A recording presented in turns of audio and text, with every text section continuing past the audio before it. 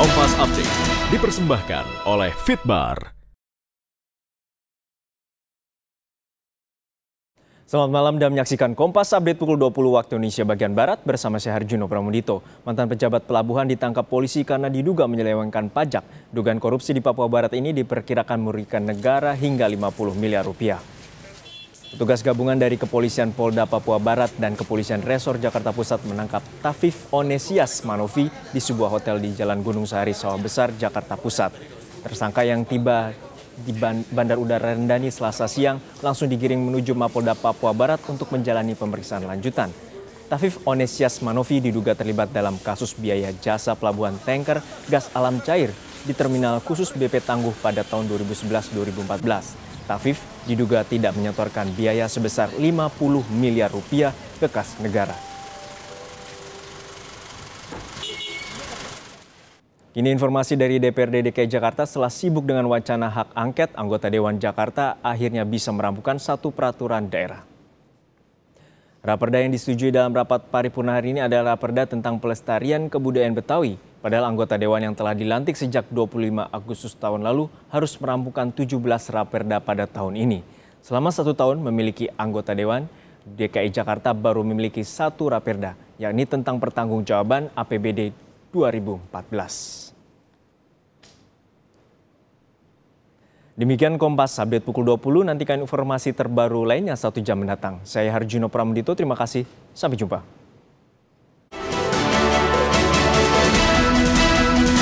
Kompas Update dipersembahkan oleh Diabetasol.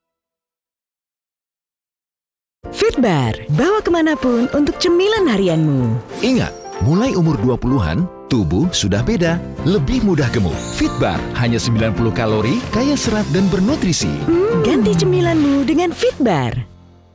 Tanpa disadari, orang Indonesia mengonsumsi gula berlebih. Dan kalori berlebih dari gula meningkatkan risiko diabetes. Ganti gula dengan Diabetasol Sweetener. Urusan diabetes, percayakan pada ahlinya. Diabetasol Sweetener.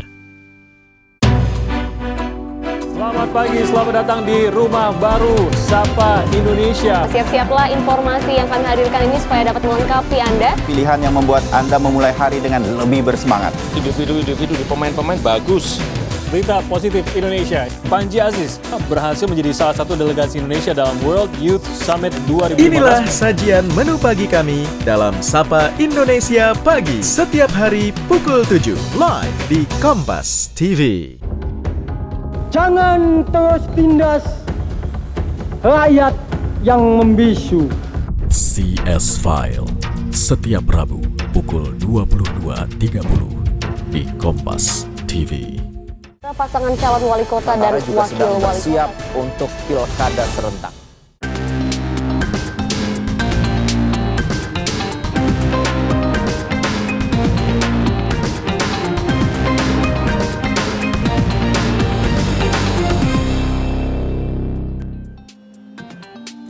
Halo, Kompasiana TV kembali hadir menemani istirahat malam Anda dengan sejumlah informasi dan juga perbincangan hangat khas Kompasiana TV.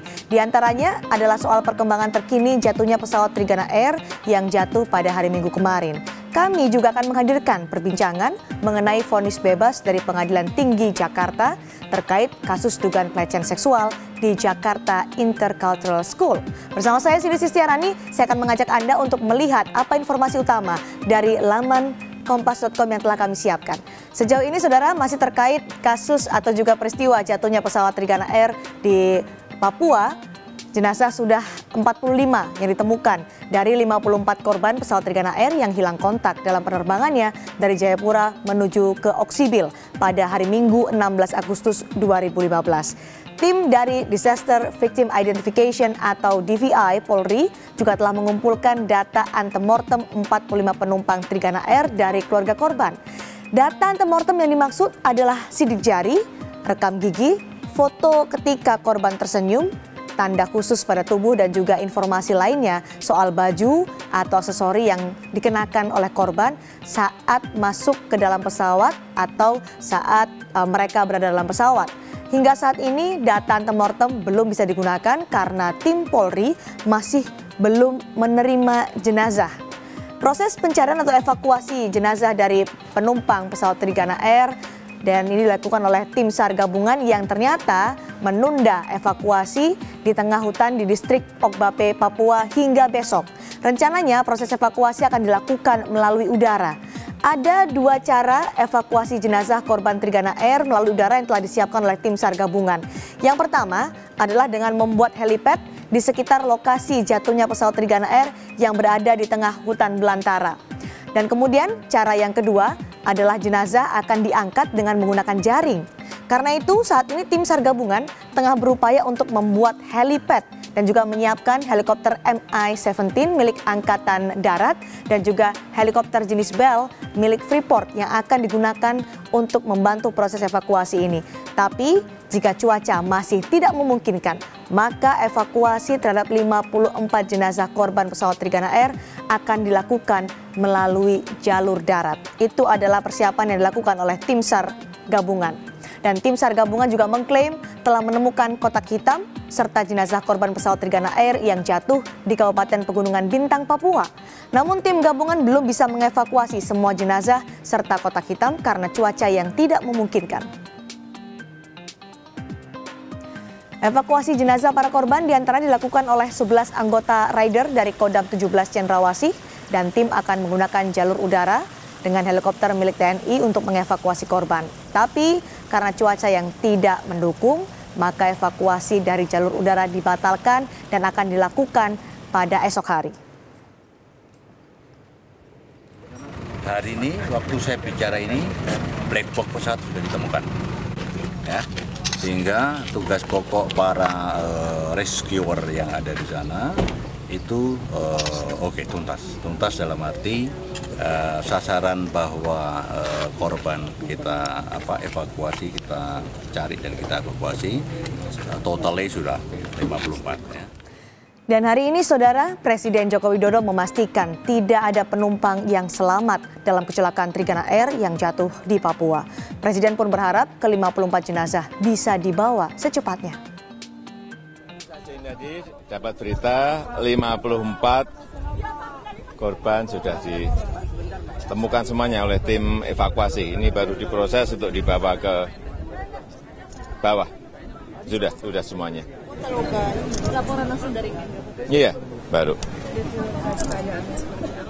Ya nanti menunggu lebih detail dari lapangan, tetapi sudah semuanya diketemukan.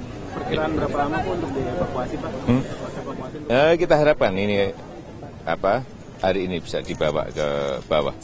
Ya, itu aja. Pernyataan Presiden juga diperkuat oleh Panglima TNI yang mendapat laporan dari tim gabungan pencarian pesawat Trigana Air bahwa tidak ada yang selamat dalam kecelakaan pesawat Trigana Air yang jatuh di wilayah Pegunungan Bintang, Papua. Berita terakhir tadi semua jenazah sudah ditemukan, ya, semua jenazah sudah ditemukan. Kemudian sekarang tinggal menyiapkan helipad untuk proses evakuasi dan semuanya dinyatakan meninggal dunia.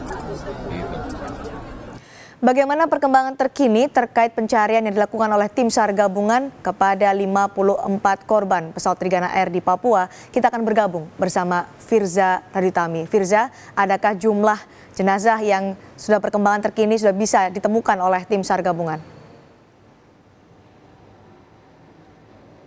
Ya Cindy, tim SAR gabungan yang terdiri bukan hanya dari Basarnas tapi juga TNI, Polri dan juga masyarakat sipil yang membantu sudah memastikan bahwa ada 54 jenazah yang ditemukan di distrik Okbape Pegunungan Bintang yang menjadi tempat atau lokasi dari jatuhnya pesawat Trigana Air sekitar 2 hari yang lalu atau tepatnya pada hari Minggu.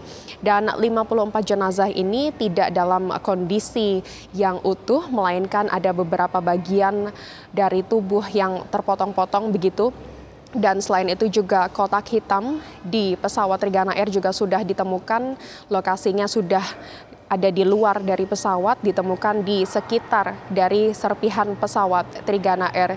Dan juga meskipun begitu, meski 54 jenazah yang terdiri dari 49 penumpang beserta 5 awak dan juga kotak hitam sudah ditemukan, namun evakuasi masih belum bisa dipastikan. Sebenarnya proses pencarian atau penemuan dari serpihan pesawat Trigana Air bisa dikatakan cepat ditemukan. Pada hari Minggu, pesawat hilang kontak lalu dinyatakan menabrak Gunung Tangok, lalu 1 hari setelahnya atau tepatnya pada hari Senin dipastikan bahwa pesawat ini telah ditemukan di sekitaran kawasan distrik Okbape, Pegunungan Bintang, Papua.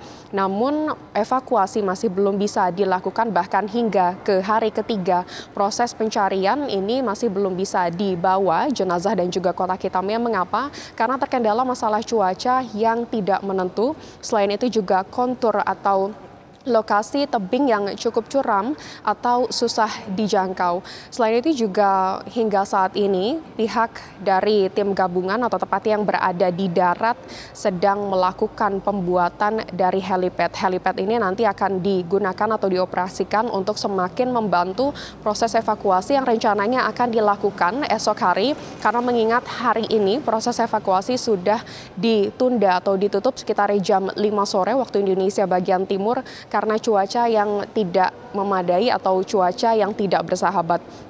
Esok proses evakuasi akan diprioritaskan dengan menggunakan jalur udara. Oleh karena itu tim yang berada di darat yang berada di distrik Okbape sedang melakukan pembuatan dari helipad yang nantinya akan semakin mempermudah proses evakuasi dengan menggunakan jalur udara. Namun jika esok cuaca yang berada di udara juga masih belum bisa bersahabat, maka akan digunakan jalur darat. Jalur darat bukannya juga tanpa halangan, karena memang jika ditarik garis lurus, evakuasi yang akan dibawa dari Okbape menuju Oksibil hanya 4 km saja. Namun tim yang ada di darat harus mengangkut jenazah, lalu juga ada kotak hitam yang harus dibawa melewati tebing terlebih dahulu untuk baru sampai ke kawasan Oksibil. Nantinya kotak hitam pun akan dibawa bersamaan dengan 54 jenazah yang telah ditemukan, akan diberikan secara resmi ke KNKT. Meskipun begitu masih belum bisa dipastikan apakah penelitian dari kotak hitam akan dilakukan di Sentani, Jayapura atau akan dibawa ke Jakarta oleh pihak KNKT. Dari data terakhir yang kami terima bahwa nantinya identifikasi korban juga akan dilakukan di Sentani, Jayapura. Selain itu juga saudara, rumah duka dari pilot Kapten Hasanuddin yang merupakan pilot pesawat Trigana Air hingga saat ini masih penuh, bukan hanya dikunjungi oleh pihak keluarga namun juga ramai dikunjungi oleh para kerabat. Sejumlah kerabat juga terus berharap bahwa jenazah Hasanuddin bisa cepat sampai ke rumah duka yang berada di Curug, Tangerang, Banten. Berikut kami akan berikan informasi atau liputan lengkapnya untuk Anda.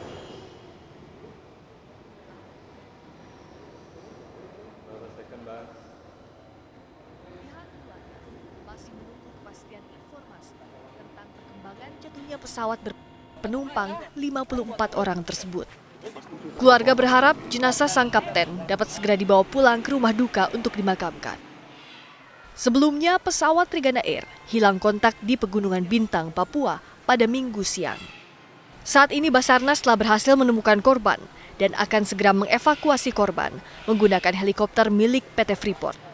Namun lokasi terjal tempat jatuhnya pesawat menjadi kendala evakuasi. Doni Adistian, Kompas TV, Tangerang, Banten. Basarnas tidak memasang target kapan proses evakuasi akan bisa selesai dilaksanakan, namun Basarnas hanya berharap bahwa proses evakuasi ini akan segera atau secepat-cepatnya bisa dilakukan untuk nantinya jenazah akan dikembalikan ke keluarga atau dikirimkan ke rumah duka. Demikian yang bisa kami sampaikan dari kantor pusat Basarnas. Kembali ke studio, Cindy. Terima kasih Firza. Tim SAR gabungan masih terus melakukan persiapan untuk bisa mengevakuasi 54 korban pesawat Trigana Air di kawasan Pegunungan Bintang, Papua yang akan dilaksanakan pada esok hari, prioritasnya melalui jalur udara. Terima kasih laporan dari Firza Raditami. Dan saudara, nanti kami akan kembali usai jeda dengan perbincangan khas Kompasiana TV. Kali ini terkait 2 terdakwa kasus kejahatan seksual di Jakarta International School yang dinyatakan tidak terbukti bersalah di Pengadilan Tinggi DKI Jakarta. Kami akan kembali.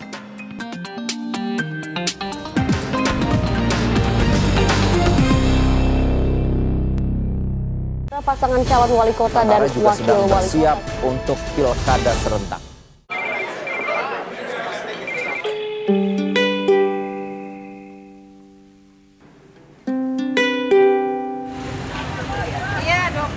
I say hi, hi, hi to you. I say hey. Halo Ibu. Halo. Aku kangen sama Ibu. Dengan bonus bicara berhari-hari tiap kali isi ulang. Minum ini dulu, Nak. Coba Strepsils Children baru. Dengan rasa stroberi dan bebas kandungan gula, membantu melegakan tenggorokan dengan 2 bahan aktif yang larut di tenggorokan. Strawberry. Strepsils Children baru, membantu melegakan tenggorokan si kecil. Anak-anak sekarang gampang sakit. Waktu ibu masih kecil, apa flu datang sesering ini? Tidak. Tapi kini kuman penyebab masalah kesehatan jadi lebih kuat. Jadi? Baru, Lifebuoy lebih mutakhir. Melindungi dari 10 kuman penyebab masalah kesehatan, bahkan kuman yang lebih kuat. Air mineral masih dimasak, semua itu buat mandi. Kan semua harus ekstra bersih, Mah. Kalau kebersihan mulut, pakai apa? Sikat gigi. Sikat gigi saja belum cukup. Gunakan Listerine yang mampu membunuh kuman untuk mulut ekstra bersih sepanjang hari. Gentlemen, start your engine.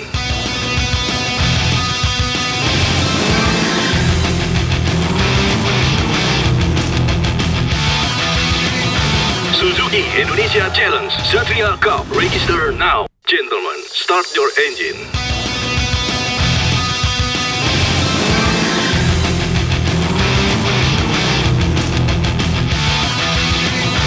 Suzuki Indonesia Challenge Satria Cup, register now. Kabar gembira untuk kita semua.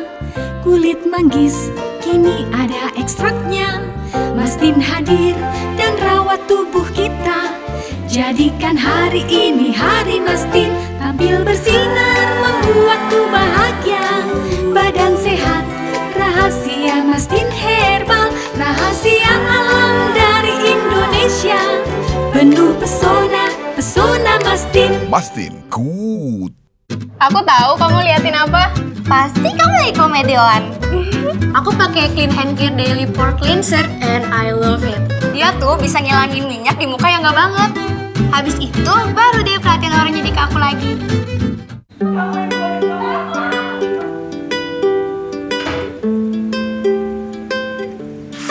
I say hi, hi to you.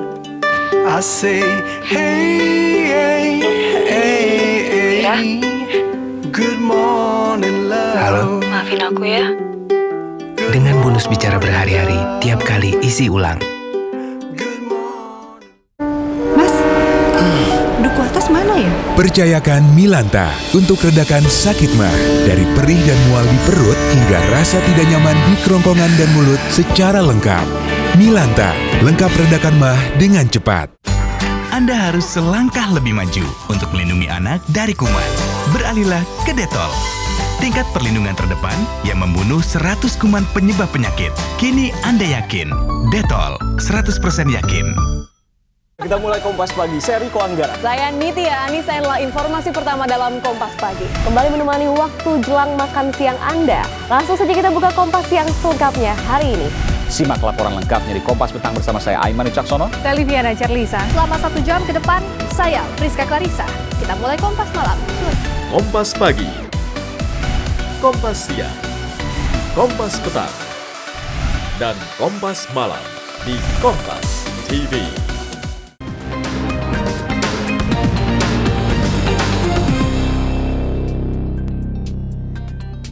Saudara, 2 guru yang telah jadi terpidana atas kasus dugaan pelecehan seksual yang menimpa murid Jakarta International School bebas dari Lembaga Pemasyarakatan Cipinang.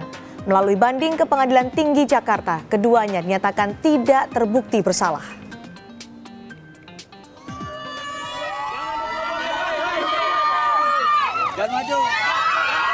Ferdinand Chiong dan Neil Bentelman, 2 guru Jakarta International School yang menjadi terpidana kasus pelecehan seksual terhadap siswa taman kanak-kanak di sekolah tersebut Jumat siang, keluar dari rutan Cipinang dan menghirup udara bebas.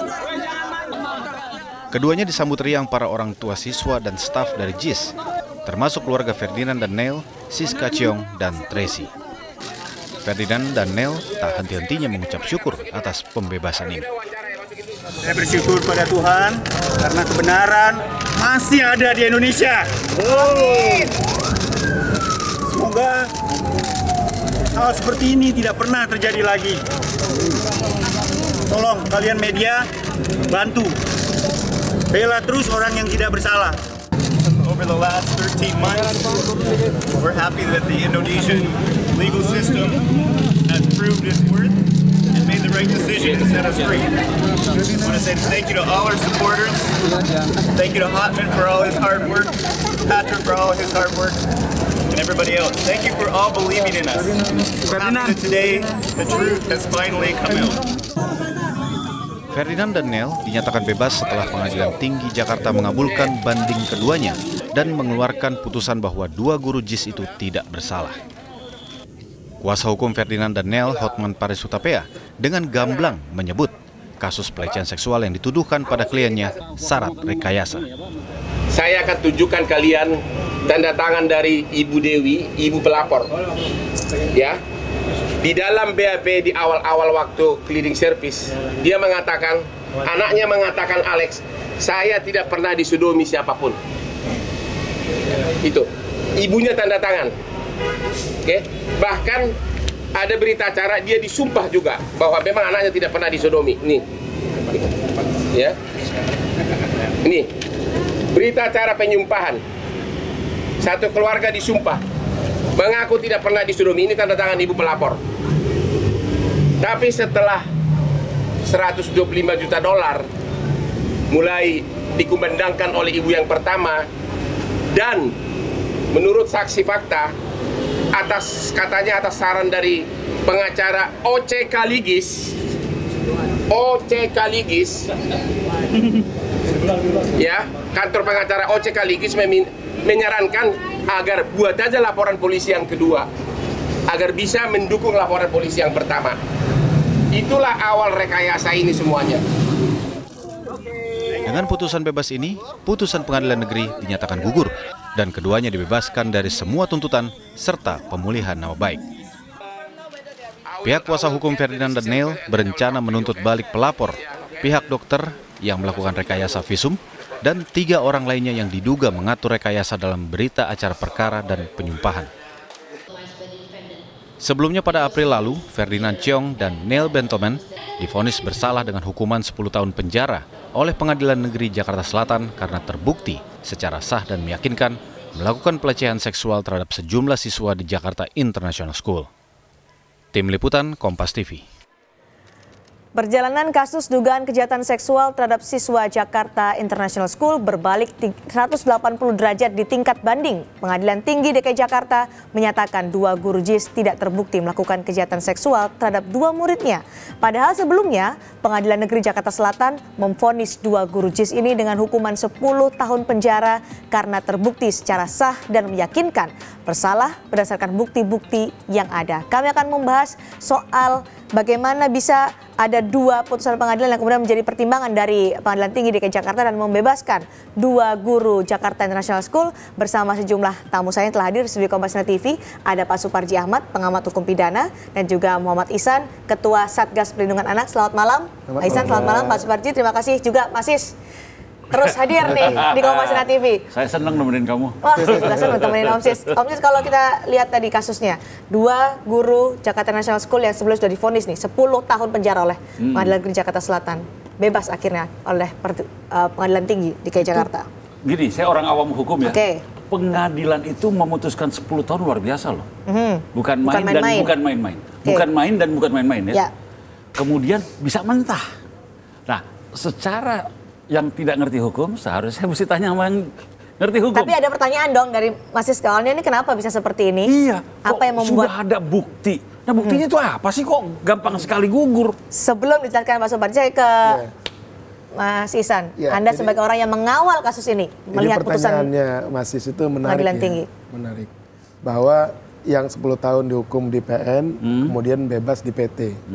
Sebetulnya ada perdebatan yang sangat sengit di PT itu, di mana kemudian 2 hakim mengatakan masih ada dissenting opinion. Saksi korban ini tidak di bawah sumpah. 3 saksi korban. Saksi korban. Anak yang mereka adalah anak-anak korban. Ini, anak-anak yang korban itu tidak apa? Jadi gini, tidak disumpah. Ini kan korbannya kan Di PT, waktu di PT? Waktu penyidikan, waktu di pengadilan kan dia tidak dibawa sumpah. Karena masih anak-anak, tidak boleh disumpah. Keterangan dia diragukan oleh hakim. Nah, ada persoalan mendasar di sini yang kemudian hakimnya tidak lihat dari perspektif korban kekerasan seksual pada anak. Perspektif apa itu yang diabaikan oleh hakim menurut Mas Ihsan? Begini, ada ribuan kasus yang sulit dibuktikan siapa yang melihat kejadiannya ketika anak-anak dilecehkan atau diperkosa dan atau kekerasan seksual. Itu hukumnya seperti itu ya? Kan begini, kan biasanya pengacara nanya, kalau kamu tuduh klien saya ini melakukan, apa buktinya? Mana saksinya? Kan nggak mungkin anak umur 6 tahun ada yang melihat. Contoh gini, mana ada pelaku yang melakukan kekerasan seksual di depan orang ramai? Nggak ada. Baik, tapi kita tidak bisa mengabaikan. Nah, ini hal penting yang kemudian digarisbawahi, sehingga dua hakim mengatakan meragukan penjelasan si saksi korban.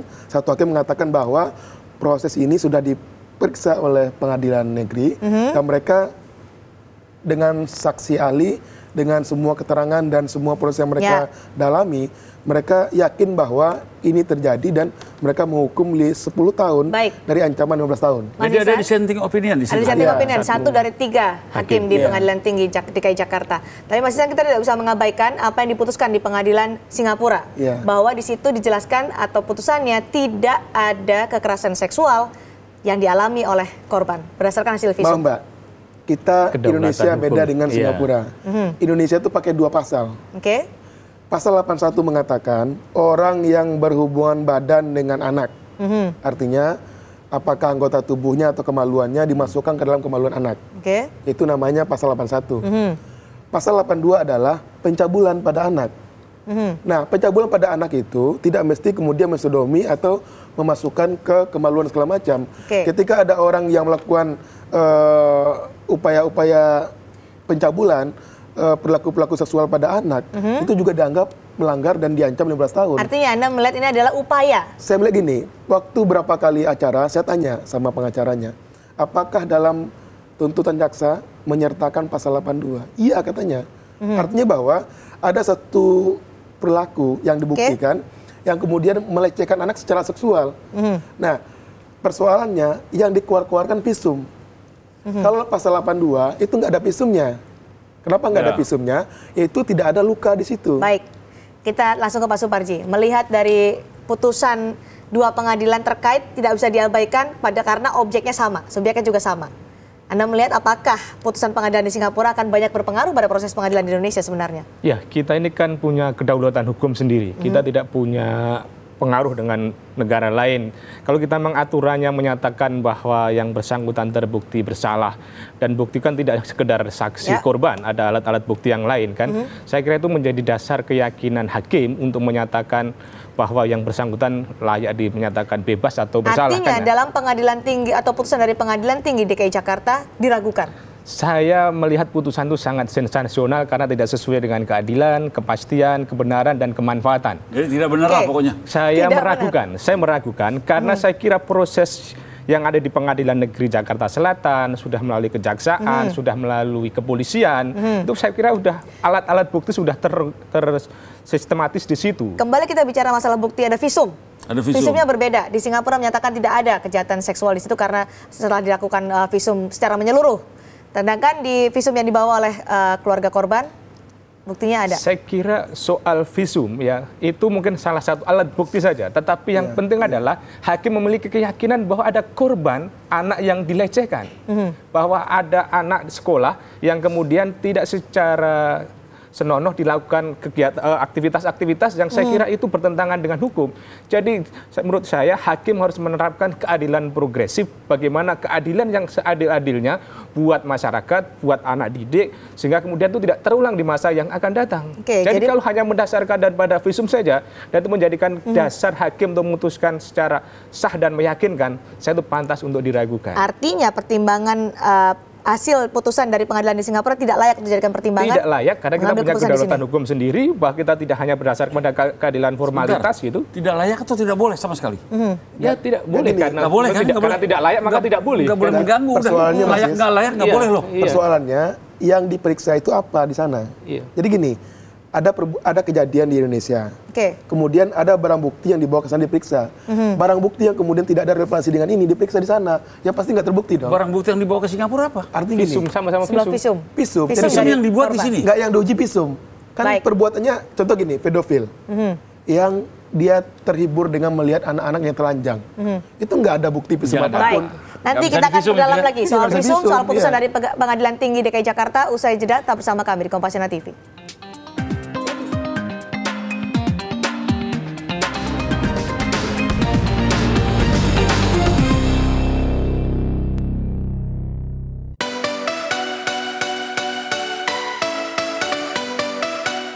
Aku tahu kamu liatin apa. Pasti kamu lagi komedian. Aku pakai Clean and Clear Daily Pore Cleanser and I love it. Dia tuh bisa ngilangin minyak di muka yang nggak banget. Habis itu baru deh perhatian orang jadi ke aku lagi.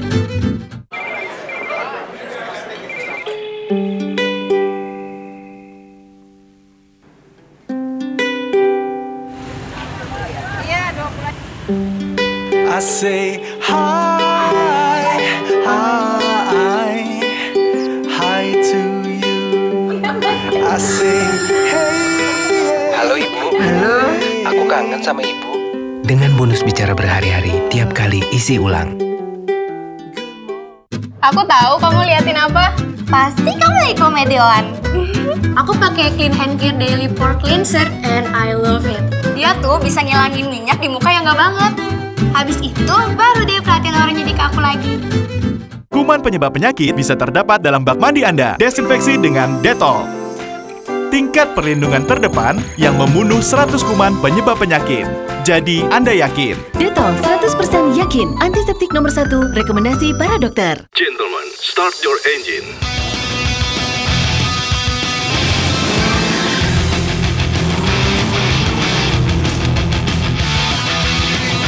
Suzuki Indonesia Challenge Satria Cup. Register now. Gentlemen, start your engine.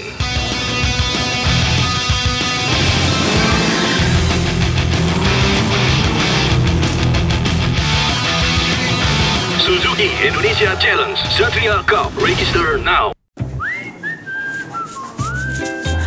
Gatal tak tertahankan bisa jadi karena jamuran. Tangani segera dengan Daktarin Krim. Cepat meresap dan efektif mengatasi jamur.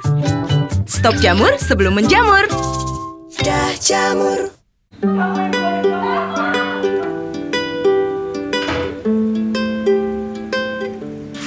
I say hi,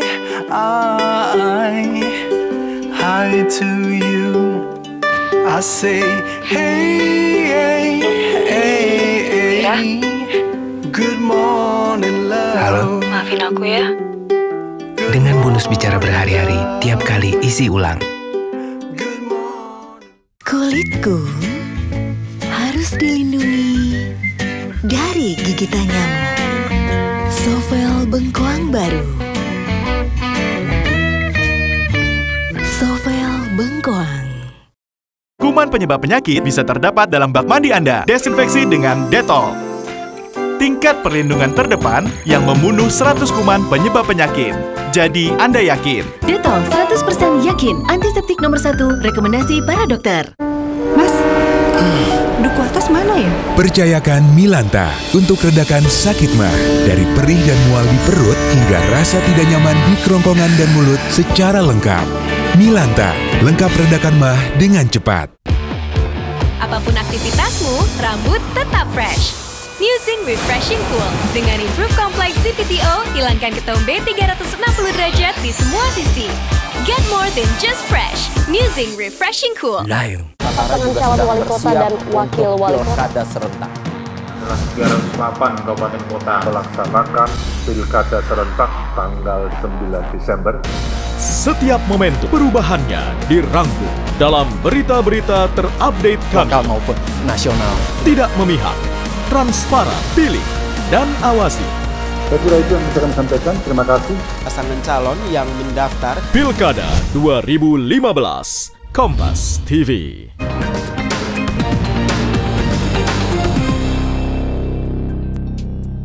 Saya akan langsung bergabung dengan rekan-rekan Kompasiana yang telah bergabung, ingin mengetahui bagaimana pendapat mereka soal putusan dari Pengadilan Tinggi DKI Jakarta yang menyatakan 2 terdakwa kasus kejahatan seksual di Jakarta International School menyatakan tidak terbukti bersalah. Bu Mercy.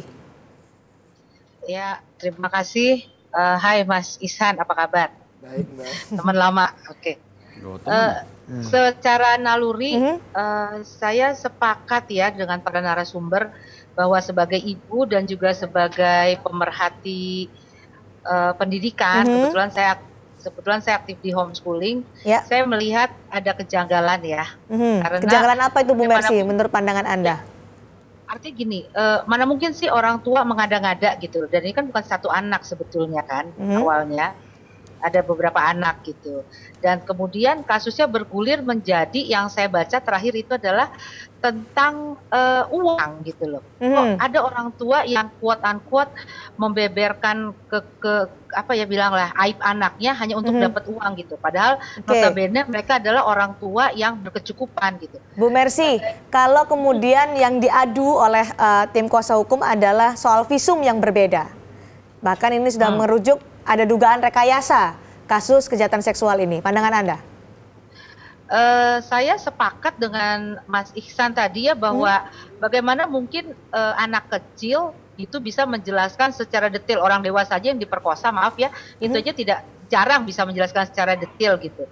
Dan itu kejadian itu kan boleh dibilang kalau menurut saya sih pelecehan ya. Jadi mungkin secara fisik maaf ini alat-alat vital anak-anak itu mungkin tidak luka gitu, tapi banyak hal dia merasa tidak diperlakukan dengan hormat dan dia ngomong ke ibunya gitu dengan bahasa anak-anak. Baik, gitu. Terima kasih pendapatnya Bu Mercy. Saya ke Mas Awas Ibrahim.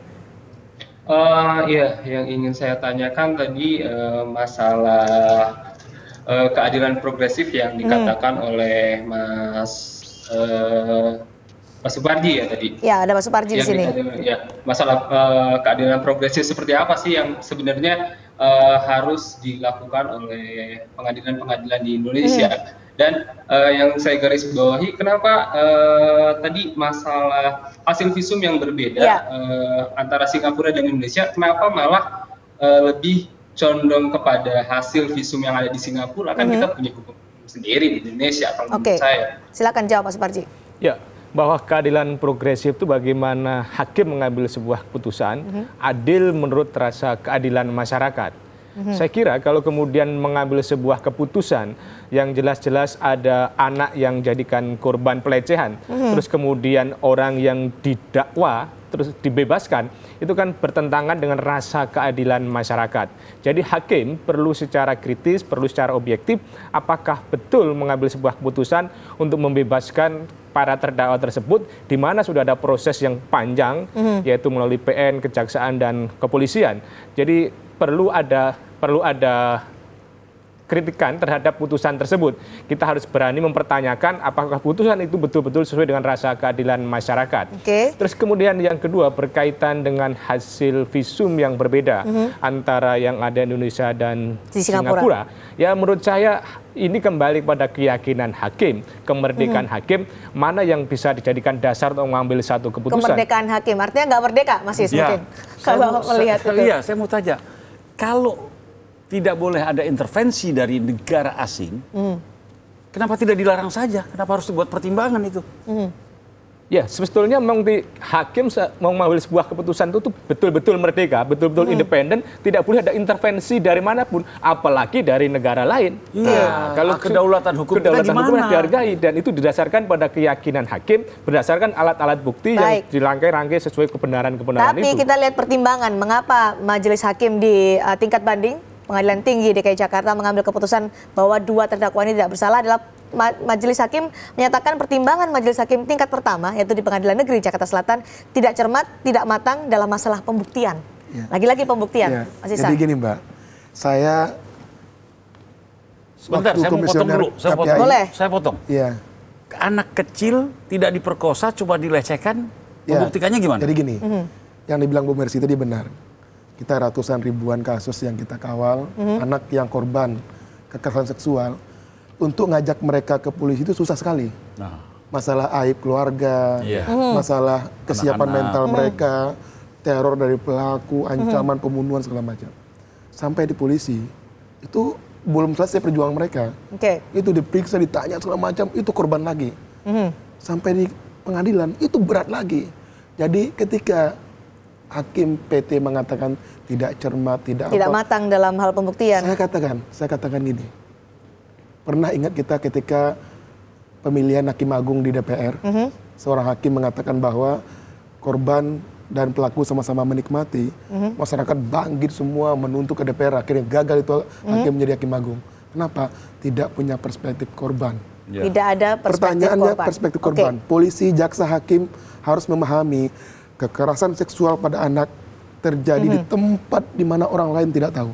Di tempat di mana nggak ada yang lihat, nggak ada bukti yang bisa dibawa. Ketika kemudian kita katakan ada pelaku, mana buktinya? Maka mudah-mudahan ke depan semua pelaku itu lepas dari hukum semuanya. Kenapa? Karena kita nggak akan temukan bukti apapun. Itu kan memang pertimbangannya Pak Suparji. Jadi nggak mungkin anak-anak itu cerita, ini Mas Sis yang melakukan. Dia bilang kapan, di mana? Anak nggak bisa ditanya lagi karena dia tahu Mas Sis melakukan. Dia nggak bisa katakan di mana tempatnya. Putusan ini dari Pengadilan Tinggi DKI Jakarta memang belum inkrah. Masih ada lagi proses selanjutnya. 2 tahap lagi ya. Ada 2 tahap lagi. Apa yang nanti akan dilakukan oleh Satgas Perlindungan Anak? Jadi gini, kemarin kita diskusi dengan teman-teman jaringan semua, kawan-kawan komisioner KPAI, semua jaringan di Satgas Perlindungan Anak, kita bicara bahwa kita harus dukung sepenuhnya kejaksaan yang akan melakukan kasasi ke Mahkamah Agung. Bahkan teman-teman dari Komnas Perempuan mengatakan kalau bisa kita bantu memori kasasinya, sehingga kemudian betul-betul kita kawal. Kenapa? Ini preseden. Ini bencana luar biasa. Ini mungkin bencana luar biasa.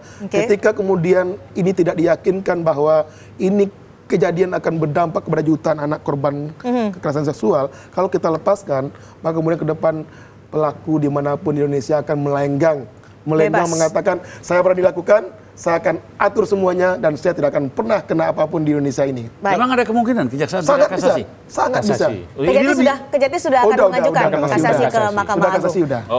Ada pernyataan menarik sebenarnya Pak Suparji dari Kontras yang menyatakan baru kaca dari Pengadilan Singapura dan Pengadilan Negeri Jakarta Selatan yang kontradiksi, dua-duanya berbeda putusannya, tapi inginnya Mahkamah Agung akan melakukan investigasi agar kalau tidak salah maka tidak akan dihukum, tapi kalau memang salah dihukum seberat-beratnya. Apa yang harus dilakukan oleh Mahkamah Agung? Apakah harus investigasi atau transparan dalam hal ini? Ya, Mahkamah Agung dalam mengambil keputusan sebagai garda terakhir untuk memberikan keadilan bagi masyarakat harus betul-betul cermat. Mana yang lebih tepat menerapkan hukum, apakah pengadilan negeri atau kemudian pengadilan tinggi. Untuk memperoleh keputusan yang seadil-adilnya. Saya kira berbagai upaya harus dilakukan oleh Mahkamah Agung sehingga kemudian betul-betul memenuhi cita-cita hukum itu sendiri. Apakah dia perlu investigasi ke Singapura atau kemudian cukup mendasarkan penerapan pasal-pasal yang ada dalam hukum kita, saya kira itu kembali kepada keyakinan hakim yang ada di Mahkamah Agung. Saya kira sebetulnya dengan melihat apa yang terjadi, tidak usah perlu kemana-mana, saya kira secara kasat mata sebetulnya sudah bisa dinyatakan bersalah. Gitu. Artinya sudah dinyatakan bersalah? Iya. Menurut Pak Suparji? Ya, karena nyata betul ada korban, ada anak yang dilecehkan, kemudian ada anak yang mengadu, ada orang tua yang merasa anaknya jadi korban. Kok kemudian nggak ada pelakunya, terus siapa gitu kan? Artinya putusan pengadilan di Singapura tidak ada hubungannya dengan sebenarnya Indonesia. Yang bunuh diri itu siapa dulu? Ya pelaku yang bunuh diri di pengadilan di Polda. Kalau dia nggak punya salah, mungkin nggak bunuh diri. Iya. Baik, nanti kita akan bahas lagi dalam Kompasiana TV. Tetap bersama kami.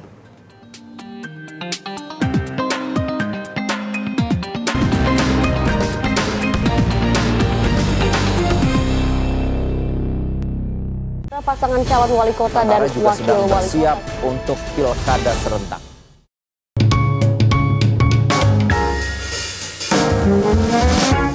Just you, just me. Let's find the cozy spot. Pelumas mesin mobil Total Quartz dengan Edge Resistance Technology menjaga keremajaan mesin Anda lebih lama. Stamina yang tak tertandingi, performa yang tak terkalahkan.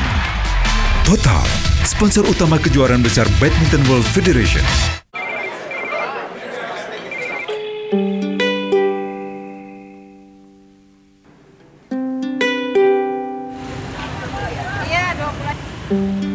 I say hi, hi, hi to you. I say hey. Halo Ibu, Halo. Aku kangen sama ibu. Dengan bonus bicara berhari-hari tiap kali isi ulang. Air mineral masih dimasak. Semua itu buat mandi. Kan semua harus ekstra bersih, Mah. Kalau kebersihan mulut pakai apa? Sikat gigi. Sikat gigi saja belum cukup. Gunakan Listerine yang mampu membunuh kuman untuk mulut ekstra bersih sepanjang hari.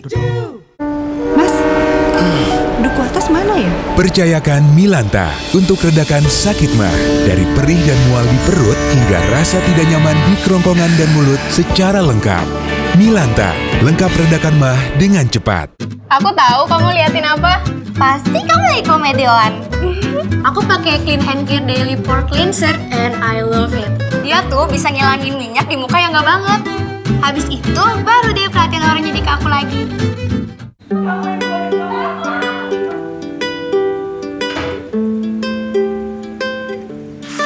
I say hi to you. I say hey, good morning love. Halo. Maafin aku ya. Dengan bonus bicara berhari-hari tiap kali isi ulang. Datang bulan gak lancar. Capek deh. Oh bulan, datanglah. Ayo minum M kapsul. Datang bulan teratur. Hari-hari ku jadi ceria karena M kapsul. Sahabat wanita. M kapsul redakan nyeri. Kapsul. Duku atas mana ya? Percayakan Milanta untuk redakan sakit mah dari perih dan mual di perut hingga rasa tidak nyaman di kerongkongan dan mulut secara lengkap. Milanta, lengkap redakan mah dengan cepat. Haus. Apa yang paling nikmat dari mulut ke seluruh tubuh? Yeay! Baru, Coolen Jus Blimbing. Dengan jus, isotons, dan penyejuk. Cepat hilangkan haus.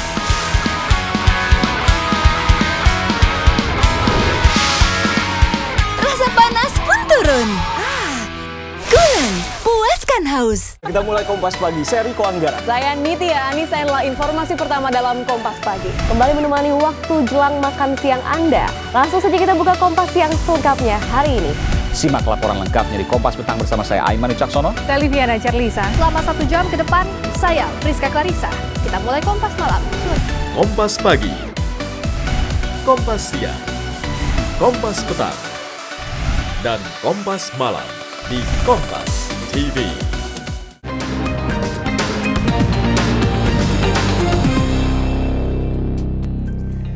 Berkaca dari bebasnya 2 terdakwa dari kasus kejahatan seksual di Jakarta International School membuka kita sedikit pada catatan yang telah kami punya bahwa tidak sedikit kejahatan seksual pada anak di Indonesia yang mendapat vonis lebih ringan dari tuntutan jaksa. Kami punya catatannya, kejahatan seksual di JIS tuntutan 12 tahun, vonis pengadilan negeri 10 tahun, vonis kasasi pengadilan tinggi Jakarta Selatan bebas. Sementara untuk kasus pelecehan SMKN 8 Medan dengan terdakwa Ali Hasmi, sang kepala sekolah, mendapat tuntutan 3 tahun penjara, vonis di Pengadilan Tinggi Medan 1 tahun penjara dengan 2 tahun masa percobaan.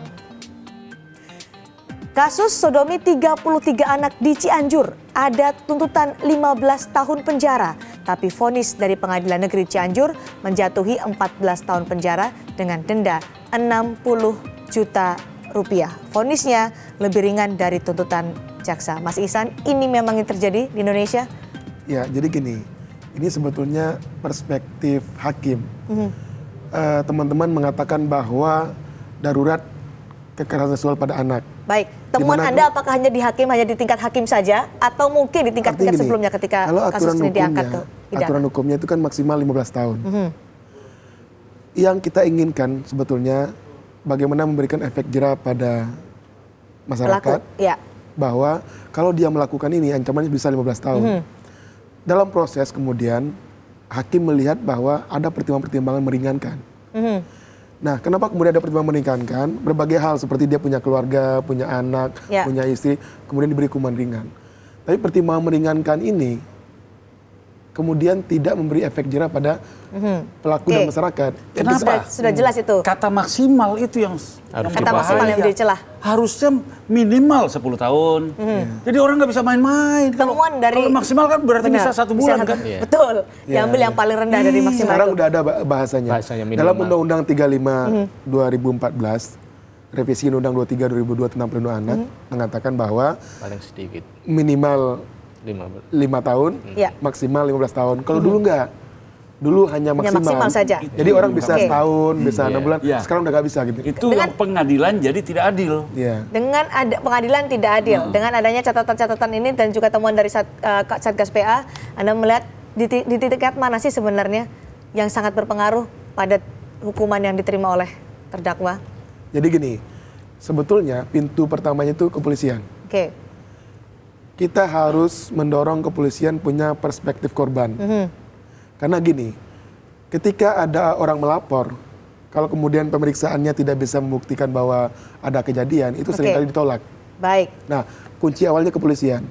Kalau polisi sudah yakin dan mau proses periksa, kita berharap kepada jaksa dan pengadilan harus betul-betul hargai korban ini. Hargai korban. Karena dia mau dilihat dari perspektif korban. Kalau Mas Ihsan dibilang pengadilan ini harus adil. Tidak adilkah ini sebenarnya, Tapi Pak? dari nol, bukan cuma kepolisian aja. Dari nol tuh point of view-nya harus korban. Pengadilan harus adil. Kalau tadi sebelumnya Pak Suparji menyatakan hakim kita sebenarnya tidak merdeka kalau juga berkaca dalam putusan Pengadilan Tinggi DKI Jakarta.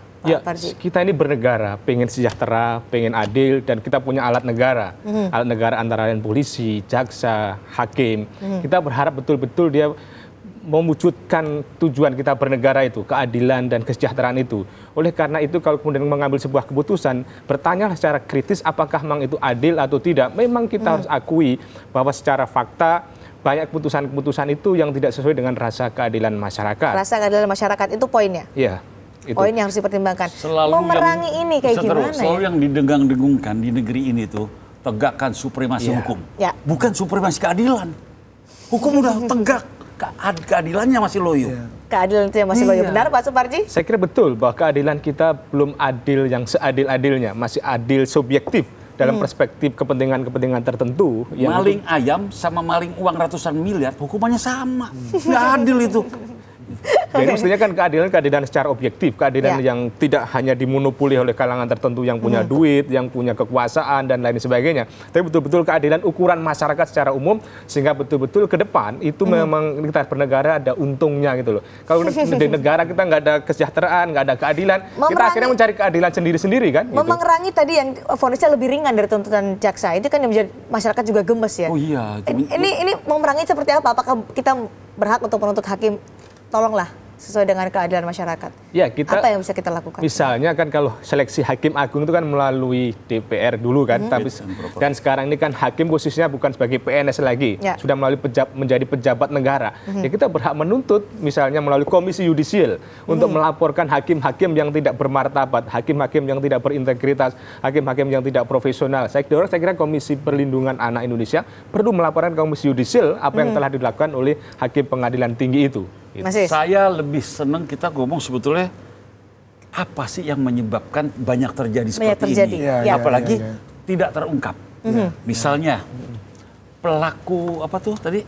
Kejahatan seksual. Jadi dalam penelitian pelaku itu orang terdekat dengan anak gitu. Ya, dia karena dekat sama anak. Artinya orang terdekat pelaku itu orang terdekat dengan anak.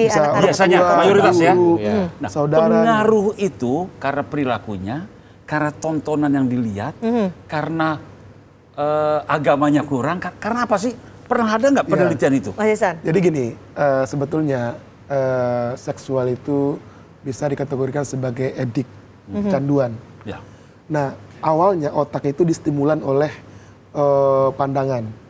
Ketika orang punya kecenderungan di handphonenya menonton film porno, si anak kecil dikasih itu. Nah, pelaku.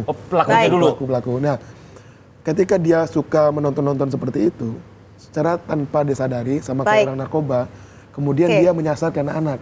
Karena anak-anak merupakan makhluk yang paling lemah.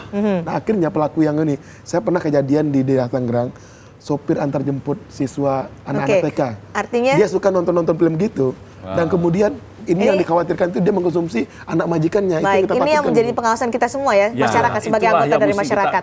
Kita kumpul orang-orang jago nih, cari tahu Jadi bagaimana menonton yang menghambat dari hulunya Karena ya. obat sekarang dari awalnya. Baik. Apa Halimah tahu kan? Apa tuh? H5 tuh. Kasih minum anak jadi terangsang. Ya. Itu bahaya juga. Betul. Artinya dalam kasus ini juga Satgas PA akan terus melakukan pendampingan kepada keluarga korban dan juga mendukung kepada Kejaksaan Tinggi ya. Jadi kalau yang untuk ini itu kan proses hukum berjalan di kasasi. Jadi kalau untuk korban itu nanti kan pemerintah akan intens mendampingi. Dan yang paling penting itu adalah bagaimana kasasi ini sama-sama kita kawal. Dikawal sama-sama. Agar hukum ini rasa keadilan itu ada gitu. Terima Saya kasih. lebih cenderung mencegah ya. Saya berharap media media harus mengajarkan, mencerdaskan anak-anak. Nggak boleh begini, nggak boleh begini, nggak boleh begini. Kayak berdua doang dengan orang tua di ruangan. Semua masyarakat pasti punya andil dalam hal itu ya. Media juga punya anak. Pelaku juga punya anak, punya ponakan. Terima kasih Mas Is, terima kasih juga Mas Isan, terima kasih Pak Suparji, juga Bu Mercy dan Mas Fawaz yang telah bergabung melalui aplikasi Google Hangout untuk diskusi Kompas TV malam hari ini. Dan saya Cindy Sistiarani undur diri. Sampai jumpa. Sampai jumpa.